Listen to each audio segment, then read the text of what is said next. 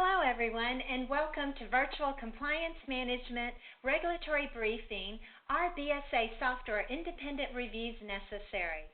My name is Cheryl Kelly, and I work in the Marketing Department here at VCM, and I will be your moderator today.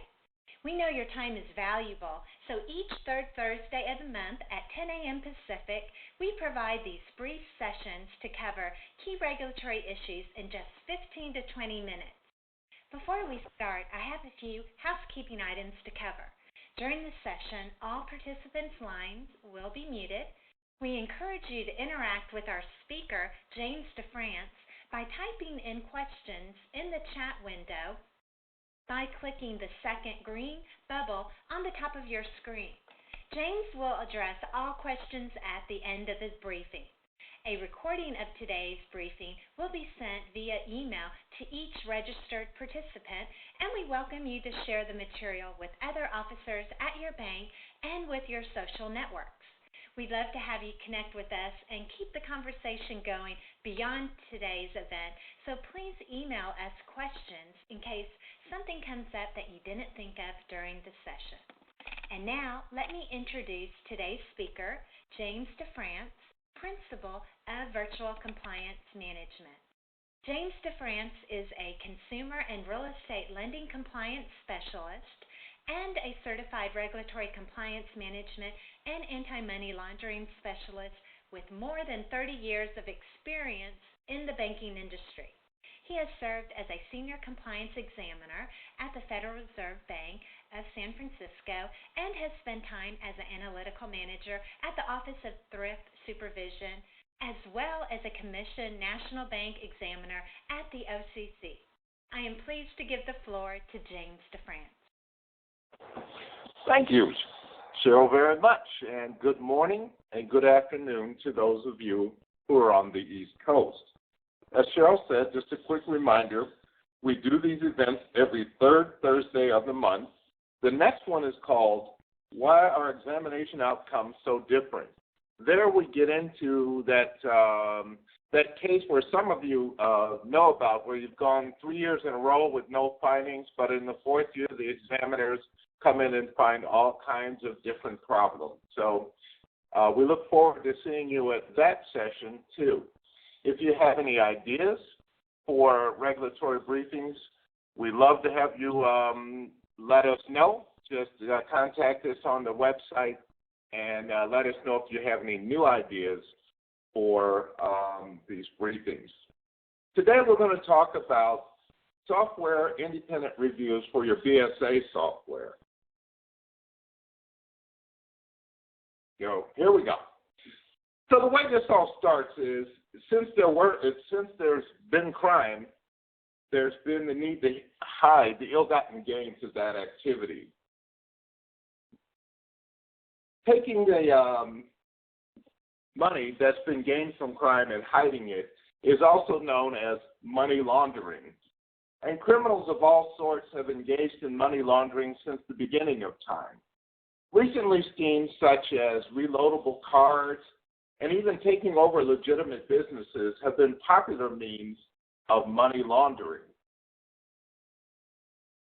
Because the bad guys continue to evolve, the history of the Bank Secrecy Act and anti-money laws is also one that's been one of ongoing change.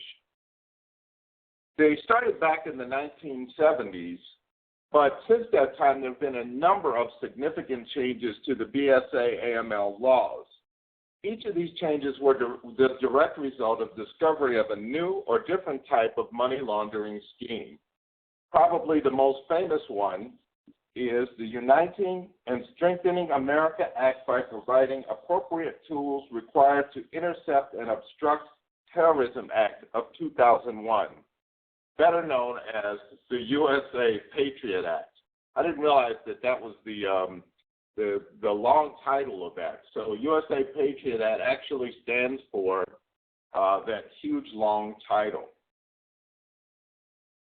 Here's the thing, as we keep up with the bad guys, each of the changes in the law were designed to improve the overall monitoring of cash and cash activities. And today, it's really, really important that you have a full BSA AML compliance program.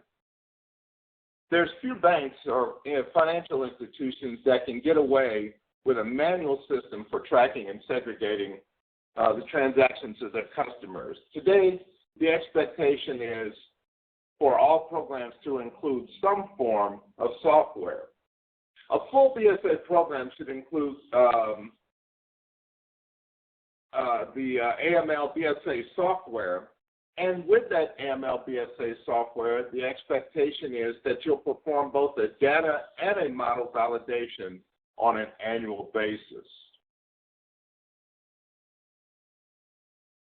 This data model validation thing started when the OCC and the Federal Reserve issued that model risk management guidance that's mentioned there on the screen in 2011. At first, the guidance was thought really to only deal with interest rate risk type activity and that sort of thing. However, starting in late 2013 and early 2014, examiners took a look at it and said it absolutely applies to BSA software. So when one reads the definition of a model, it's clear that BSA AML monitoring software is included. The guidance is directed towards the idea that modeling software can't be a panacea when it comes to compliance. Models can only be effective when they're part of a complete compliance program in any area, and especially in the area of BSA AML compliance.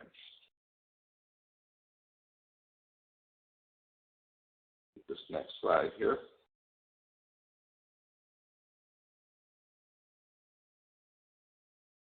There we go. So, all right. With the first thing, the data validation,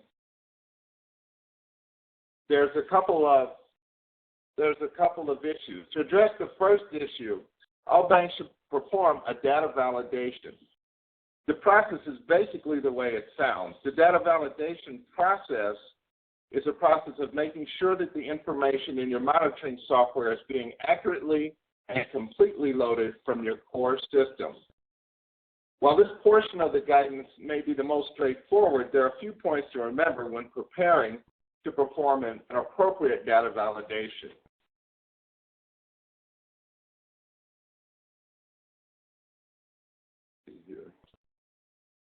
There we go.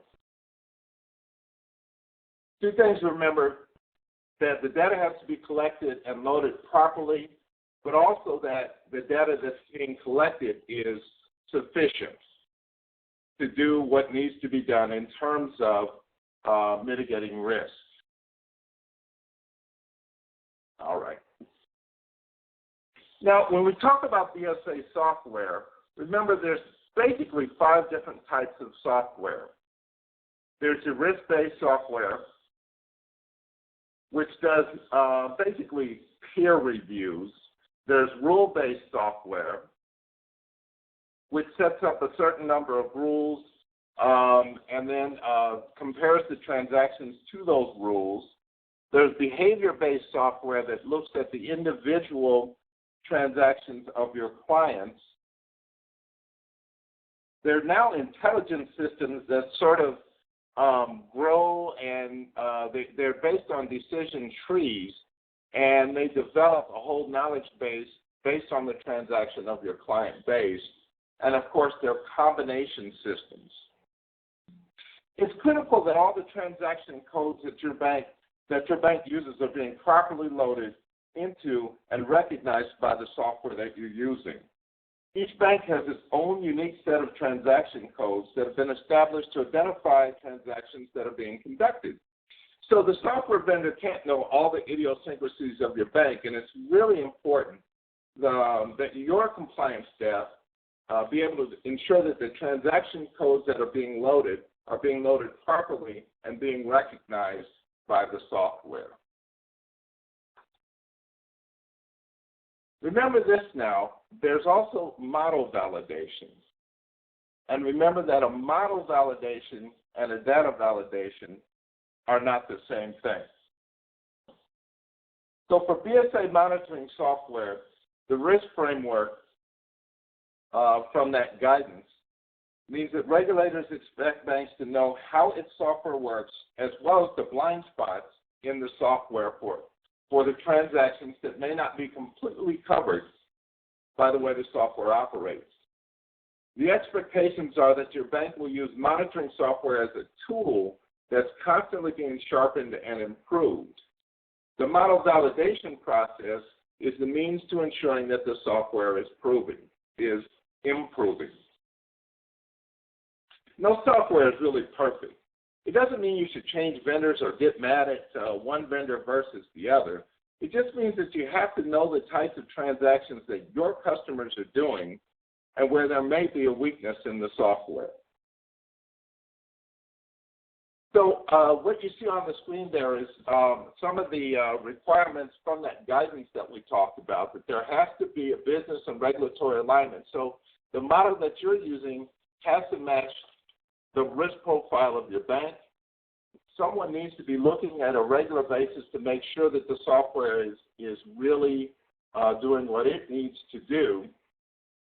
It's also important that the technology itself is not the end-all or be-all. And there has to be documentation about why you're using this model versus other models. Going forward then, with this model validation, remember that practice never makes perfect. What I'm saying there is that the default settings that you get when you get the software do not reflect the risk profile of an individual bank, and it often leads to a large number of alerts. The idea here is that you should be taking those alerts and figuring out which ones are false alerts, which ones you don't really need, changing the software settings so that you don't get such a large number of false alerts. It's also important to figure out who's reading the output and what they're doing about it. It's one thing to get reports that give you a great deal of information. It's another thing altogether to make sure that the person who's getting those reports understands what they mean and what the implications of them are. The expectation is that there'll be regular reporting to the senior management and the board should be able to ask questions about the software and challenge whether or not it's doing what it needs to do.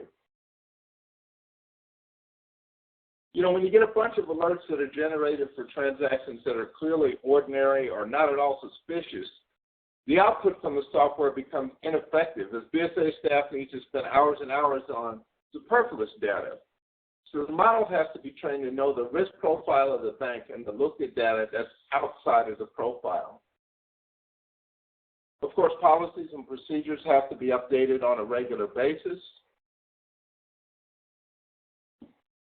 The roles of who's supposed to be doing what have to be really, really important. So if the data says that a particular client is engaged in high-risk activity, the role of who has to de-risk that customer should be clearly laid out.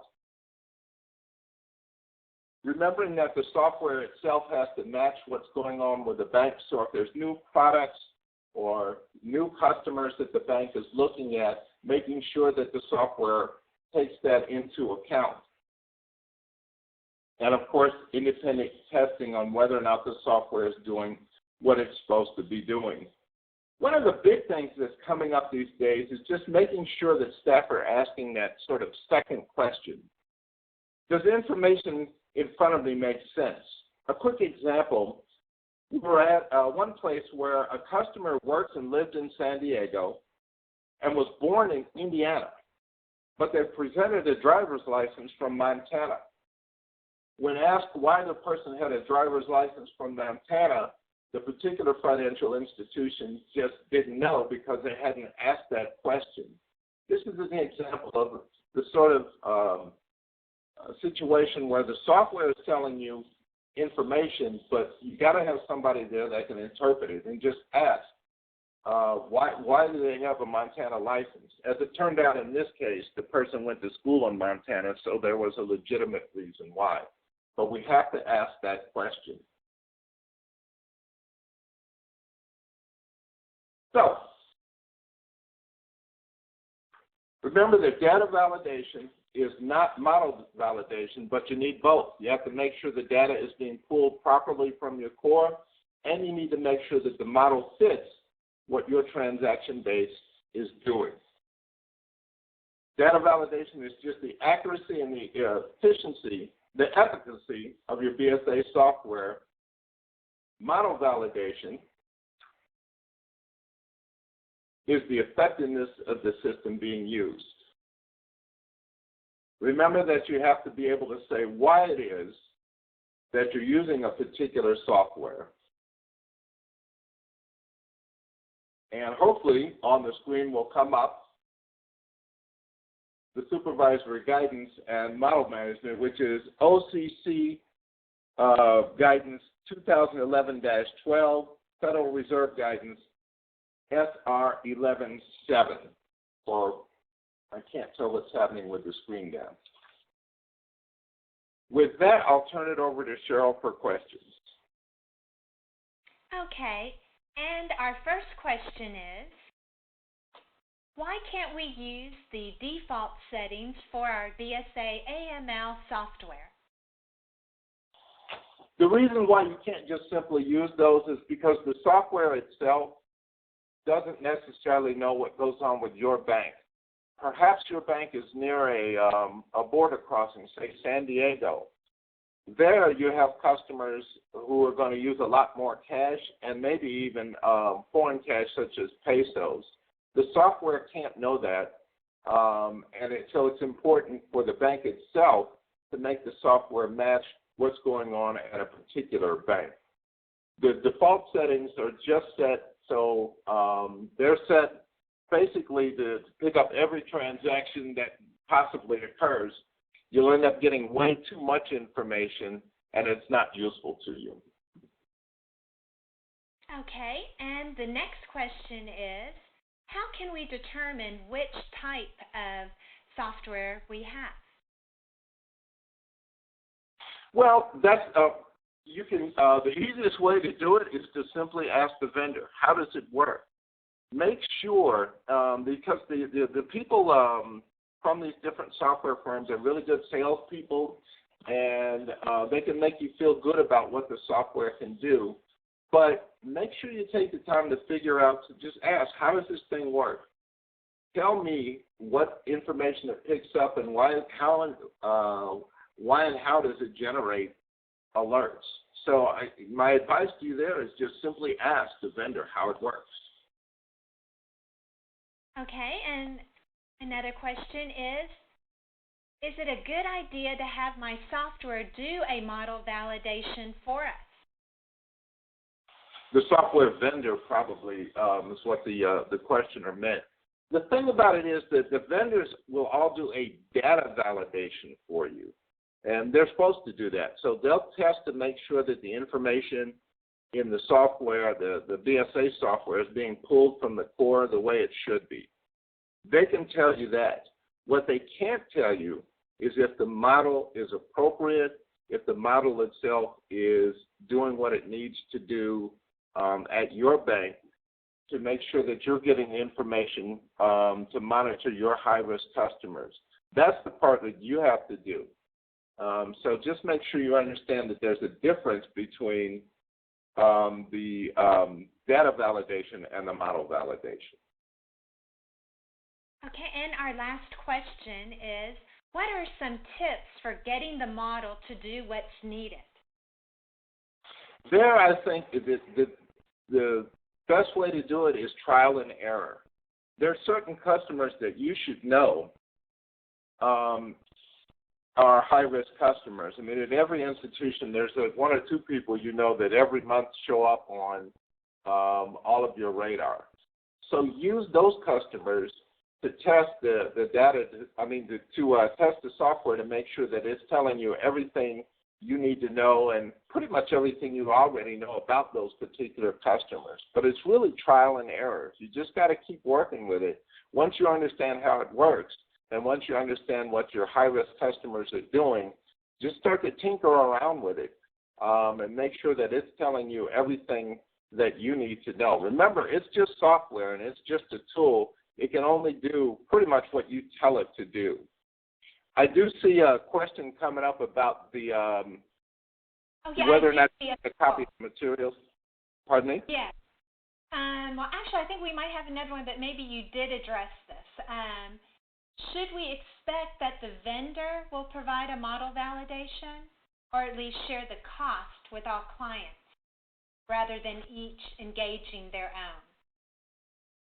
No. What will happen there is, see, and that's where I think this gets sort of conflated.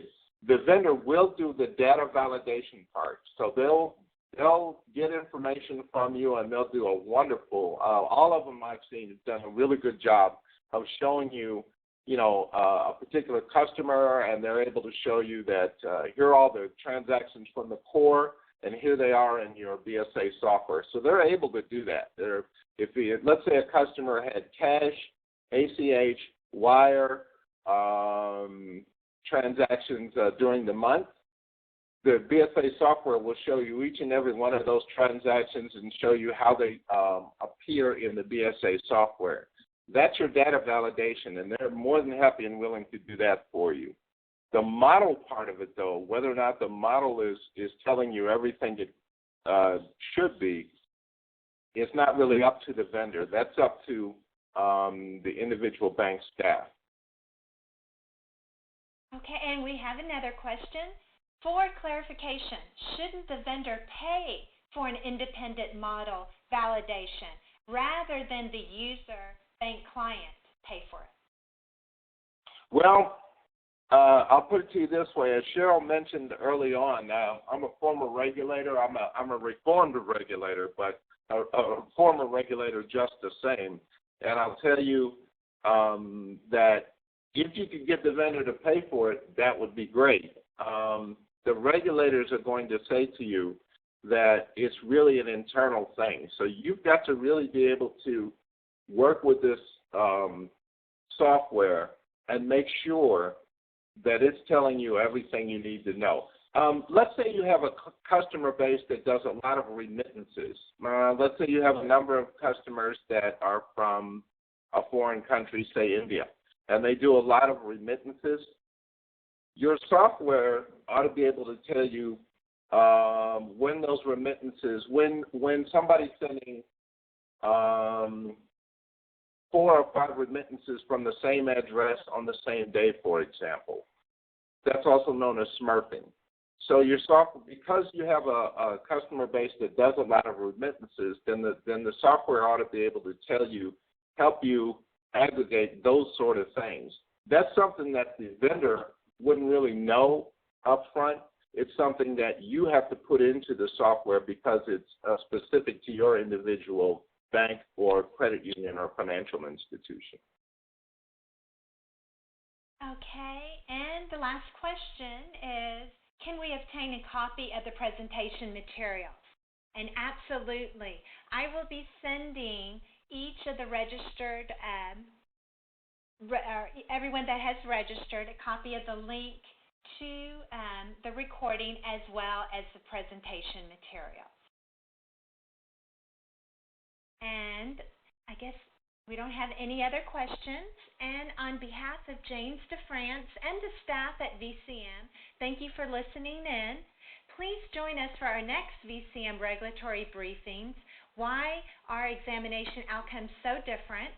On Thursday, May 19th at 10 a.m. Pacific. Take care and enjoy the rest of your day. Thank you.